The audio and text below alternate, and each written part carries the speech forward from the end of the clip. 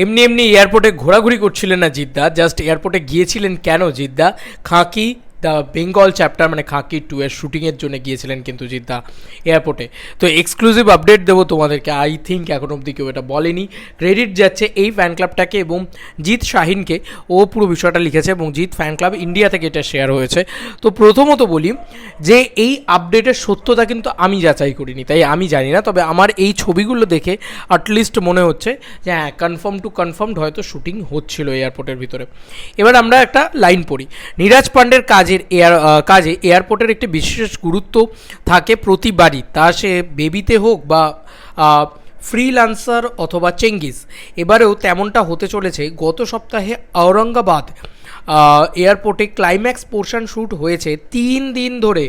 বন্ধুরা 3 দিন ধরে, 12 দিনে যেখানে বাংলা সিনেমা শ্যুট হয়ে যাচ্ছে সেখানে 3 দিনের ভিতরে 3 দিন ধরে আর কি ক্লাইম্যাক্স পোর্শন শ্যুট হয়েছে। মানে কতটা ডেডিকেটেডলি এই সিরিজটা বানানো হচ্ছে তোমরা জাস্ট ভাবো।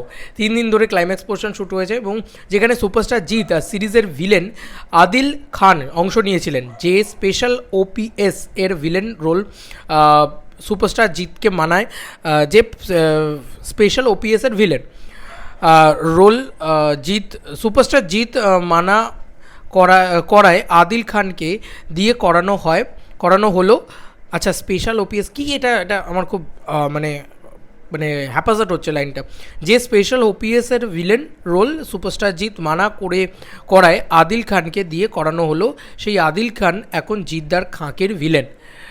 স্পেশাল ওপিএস, ও আচ্ছা আচ্ছা আচ্ছা আচ্ছা, বুঝতে পেরেছি। নীরাজ পান্ডের কোনো কাজ আগের যেটা হয়তো জিদ্দা মানে না করতে না চায়নি, সেই কাজটা আর কি মানে ভিলেন ছিলেন আর কি আদিল খান হয়তো, এবং সেটা এখন জিদ্দাকে দিয়ে মানে জিদ্দা আর কি মানা করেছিল, তখন করতে চায়নি, তো এখন এটা করতে চাইছে। যাই হোক, এই হচ্ছে বিষয় যেটা বলার, যে অ্যাকচুয়ালিতে তার মানে এয়ারপোর্টের ভিতরে মানে খাঁকি এয়ারপোর্ট শট অ্যাট ঔরঙ্গাবাদ, মানে ঔরঙ্গাবাদ এয়ারপোর্ট এটা, এবং এয়ারপোর্টের ভিতরে শুটিং হয়েছে। আর যারা চেঙ্গিস দেখেছে তারা জানে এয়ারপোর্টের পোর্শনটা কী লেভেলের ছিল আর কী গুজবম্সওয়ালা দিকদার একটা অন্য রকম লুক ছিল।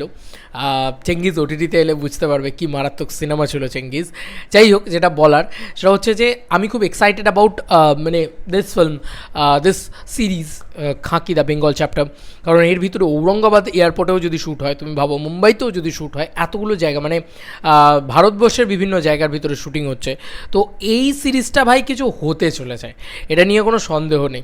এই সিরিজটা ইনফিনিটি লেভেলে যেতে চলেছে, আনবিলিভেবল জিনিসপত্র করতে চলেছে এই সিরিজটা, ধামাকেদার জিনিসপত্র করতে চলেছে এই সিরিজটা। খুব সুন্দর লাগলো এই আপডেটটা পেয়ে। তোমাদেরকে আর কি মতামত এই এন্টায়ার ভিডিওটাকে নিয়ে জানিও কমেন্ট সেকশনে। এবং মানে Khakee the Bengal chapter is blast, যখনই আসবে উড়াধুরা লাগিয়ে দেবে পুরো। চলো বন্ধুরা, নতুন কোনো ভিডিওতে দেখা হবে, পাই।